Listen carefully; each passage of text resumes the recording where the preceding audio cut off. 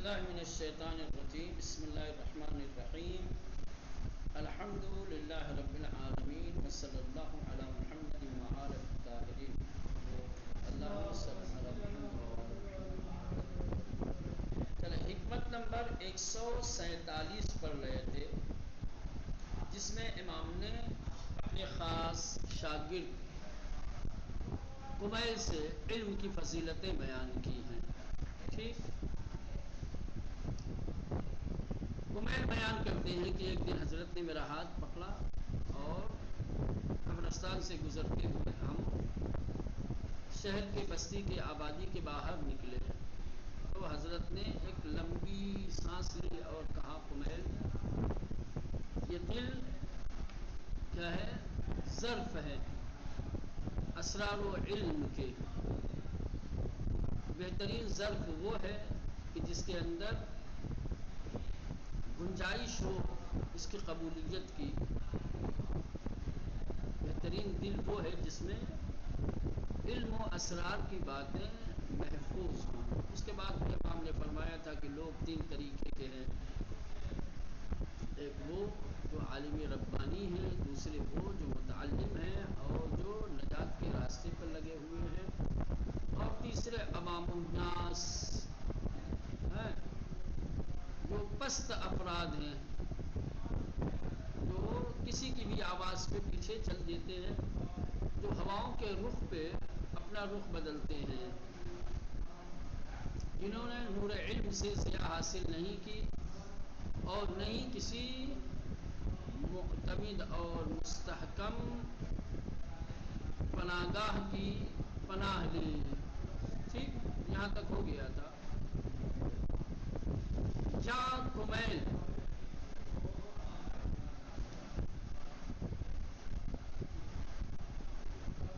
یا قمیل العلم خیر من المال. اب یہاں سے امام کیا ہے؟ علم کی فضیلت بیان کر رہے ہیں. امام فرما رہے ہیں، قمیل، العلم خیر من المال، علم مال سے بہتر ہے، علم مال سے برتر ہے. اب اس کی وجہ بتا رہے ہیں کیوں، کس طریقے سے علم مال سے بہتر ہے. العلم یحرسک وانت تحرس المال. علم تمہاری حفاظت کرتا ہے، علم تمہیں بچاتا ہے اور تم مال کو بچاتے ہو. فرق کرے، کوئی تمہاری حفاظت کرے اور کسی کی تم حفاظت کرو. کوئی تمہاری خدمت کرے، تم کسی کی خدمت کرو. علم میں ریاست ہے، علم میں حکومت ہے، علم میں سرداری ہے نا. علم تمہارا محافظ بن کے، خدمت گزار بن کے تمہارے ساتھ رہے گا.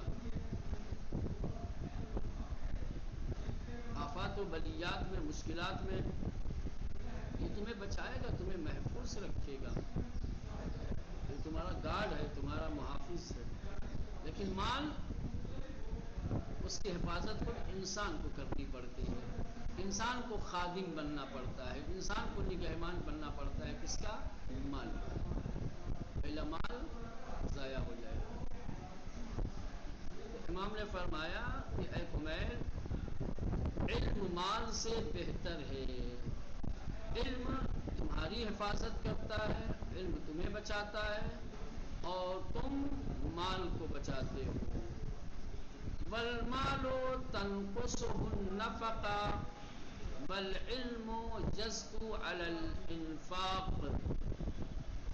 امام فرماتے ہیں ایک دوسری وجہ علم کے افضل ہونے کی، یعنی کہ مال خرچ کرنے سے گھٹتا ہے. مال خرچ کرنے سے گھٹتا ہے. جتنا خرچ کرو گے مال میں اتنی ہی کمی آئے گی. بل علم یزکو علی الانفاق، لیکن علم خرچ کرنے سے بڑھتا ہے. جو چیز خرچ کرنے سے گھٹے وہ افضل ہے، یا جو چیز خرچ کرنے سے بڑھے وہ افضل ہے. علم کی یہ خصوصیت ہے، علم کا یہ امتیاز ہے کہ وہ خرچ کرنے سے بڑھتا ہے. تو علم مال سے بہتر ہے. وَصَنِيعُ الْمَالُ يَزُولُ بِزَوَالِهِ. وَصَنِيعُ الْمَالِ يَزُولُ بِزَوَالِهِ.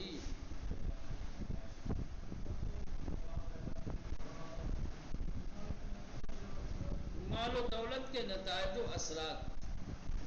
مال کے فنا ہو جانے سے مالدار کی عزت شان و شوکت بھی کیا ہو جاتی ہے؟ فنا ہو جاتی ہے. جب تک مال ہے مالدار کی عزت ہے. جب تک مال ہے مالدار کا اثر و رسوخ باقی ہے. جہاں مال فنا ہوا وہیں جہاں مال فنا ہوا پھر مالدار کی عزت بھی. دیکھا کتنے لوگوں کو ایک زمانہ تھا جب ان کی طوطی بولتی تھی ہے نا. گاؤں محلے کے سب سے بڑے امیر تھے. ہر آدمی سر جھکاتا تھا. ہر آدمی عزت اور تکریم کرتا تھا. وقت اور حالات بدلے. امیری سے نکل کے غربت میں آ گئے. جو لوگ سلام کرتے تھے جو لوگ بیٹھ کر کے جی حضوری کرتے تھے اب ان کو بلاتے ہیں تو نہیں آتے.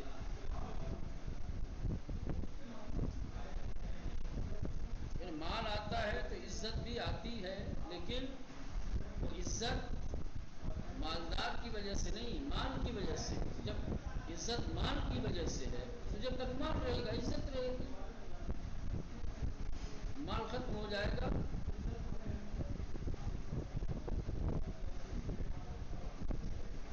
امام فرماتے ہیں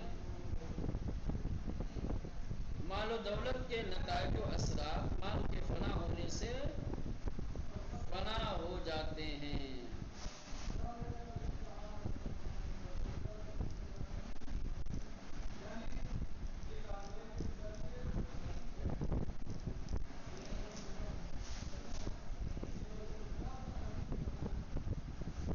یا کمیل حلق خزان الاموال. نیچے پڑھنا ہے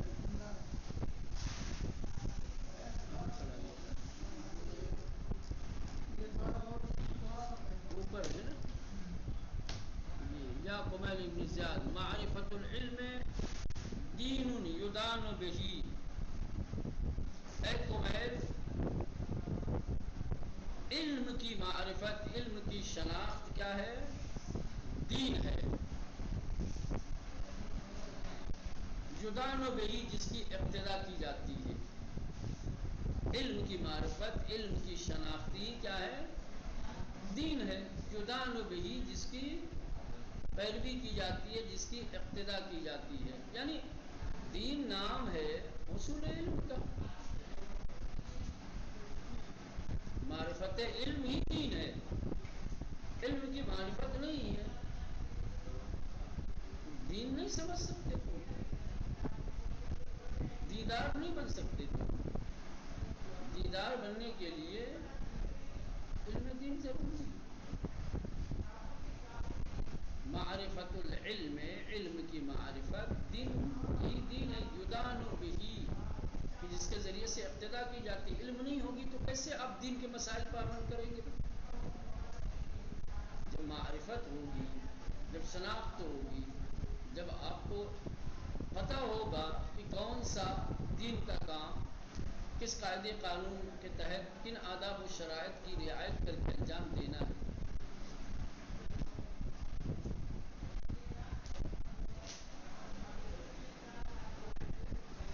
بہی یکسب الانسان الطاعة فی حیاتہ. کہ اسی علم کے ذریعے سے انسان اپنی زندگی میں اطاعت کسب کرتا ہے. اطاعت کرنے کے لیے علم ضروری ہے. آپ کو مطیع بنایا گیا ہے حکم دیا گیا ہے آپ کو اطاعت کا. اطیعوا اللہ واطیعوا الرسول واولی الامر منکم. اب آپ کو حکم خدا کے مطابق مطیع بننا ہے اطاعت گزار بننا ہے. کیسے اطاعت کرو گے؟ اطاعت کرنے کے لیے ہمیں اپنے رہنما اپنے حاکم کے جن کی اطاعت ہمارے اوپر فرض کی گئی ہے ان کے دستورات کا علم ہونا تو ضروری ہے، تبھی تو ہم اطاعت کریں گے۔ پتہ ہی نہیں ہوگا تو ہو سکتا ہے کہ ایک کام کو ایک عمل کو انہوں نے واجب قرار دیا اور ہم اسے واجب نہ سمجھ کے ترک کرتے ہیں، اطاعت سے باہر ہو جائیں گے۔ جس چیز کو حرام قرار دیا ہم اس کو حرام نہ سمجھ کے اس کے مرتکب ہو جائیں، تو اطاعت کے لیے یا دوسروں کی اطاعت بھی اسی کی بنیاد پر کرائی جاتی ہے۔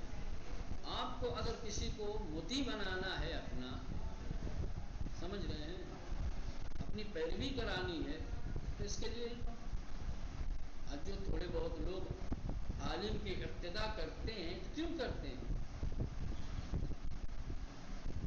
آج لوگ جو عالم کی پیروی کرتے ہیں کیوں کرتے ہیں؟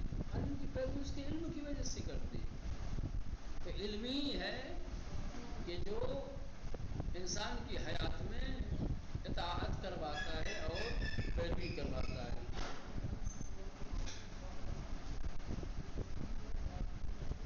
اے کمیل، علم کی شناسائی ایک دین ہے جس کی اقتدا کی جاتی ہے، اسی سے انسان اپنی زندگی میں دوسروں سے اپنی اطاعت منواتا ہے۔ ٹھیک، وَجَمِيلَ الْأُحْدُوثَةِ بَعْدَ وَفَاتِهِ، اور مرنے کے بعد نیک نامی حاصل کرتا ہے۔ اسی علم کی بدولت مرنے کے بعد نیک نامی حاصل کرتا ہے۔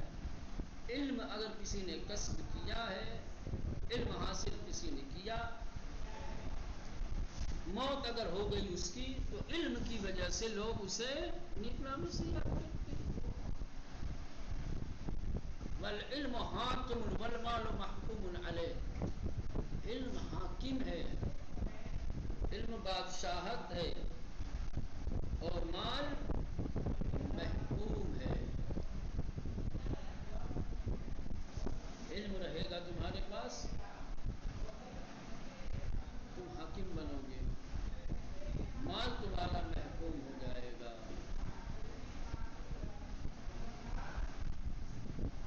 ٹھیک،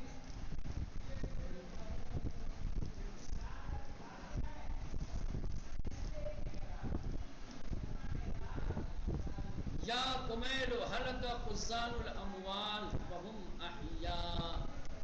اب یہاں سے علماء کی فضیلت بیان کر رہے ہیں امام، اور جو لوگ کسب مال میں لگے رہے، جنہوں نے دولت جمع کی، ان میں اور عالموں میں کیا فرق ہے یہ بتا رہے ہیں۔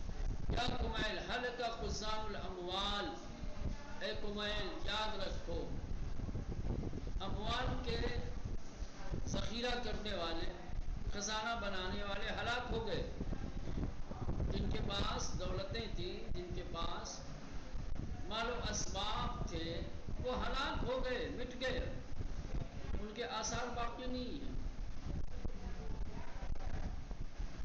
وَهُمْ أَحْيَاء، لیکن علماء زندہ ہیں، ان کا بار بار تذکرہ ہوتا ہے، انہیں یاد کرتے ہیں، ان کے آثار زندہ ہیں، ان کے آثار سے لوگ فیض، جس طریقے سے زندگی میں اس کے علم سے لوگ فیض اٹھا رہے تھے، اپنا علم کتاب کی صورت میں چھوڑ کے گیا، آج اس کی کتاب سے لوگ بہرے مند ہو رہے ہیں، فیض اٹھا رہے ہیں۔ ہم احیاء، اور یہ مال اکٹھا کرنے والے، یا یوں بھی کر سکتے ہیں ترجمہ، حلق خزان الاموال وهم احیاء، ایسے بھی کر سکتے ہیں کہ باوجود کہ مال اکٹھا کرنے والے زندہ ہیں لیکن حقیقت میں مردہ ہیں، سمجھ رہے ہیں، ایسے بھی کہتے ہیں۔ مال اکٹھا کرنے والے زندہ ہونے کے باوجود، ایسے بھی کہہ سکتے ہیں، یا ہم کو اگر آپ لے جائیں گے علماء کی طرف، ٹھیک ہے مولانا، تو یوں کہہ سکتے ہیں حلق خزان الاموال، اموال جمع کرنے والے، اکٹھا کرنے والے ہلاک ہو گئے، یعنی مالدار ہلاک، وہم احیاء، اور وہ لوگ کون؟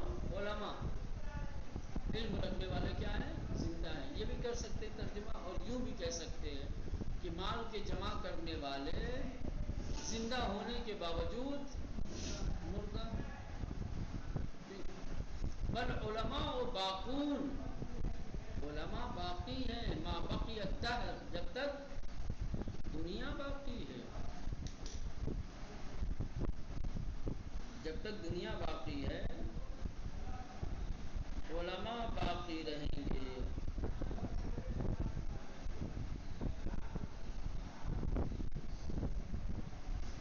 بل علماء باقون ما بقی الدہر، اعیانهم مفقودہ وامثالهم فی القلوب موجودہ. کہہ رہے ہیں کہ علماء زندہ ہیں، علماء باقی رہیں گے جب تک دنیا باقی رہے گی. کہہ رہے ہیں کہ ان کے اعیان، اعیان یعنی اجسام، ابدان، ٹھیک ہے، اعیانهم مفقودہ، ان کے جسم، ان کے پیکر وہ مفقود ہو گئے ہیں، وہ مٹ گئے ہیں، وہ نہیں ہے سامنے، ان کی صورتیں، ان کے جسم نظروں سے اوجھل ہو جاتے ہیں. وَأَمْثَالٌ فِي الْقُلُوبِ موجودہ، لیکن ان کی تصویر دلوں میں باقی رہتی ہے، موجود رہتی ہے.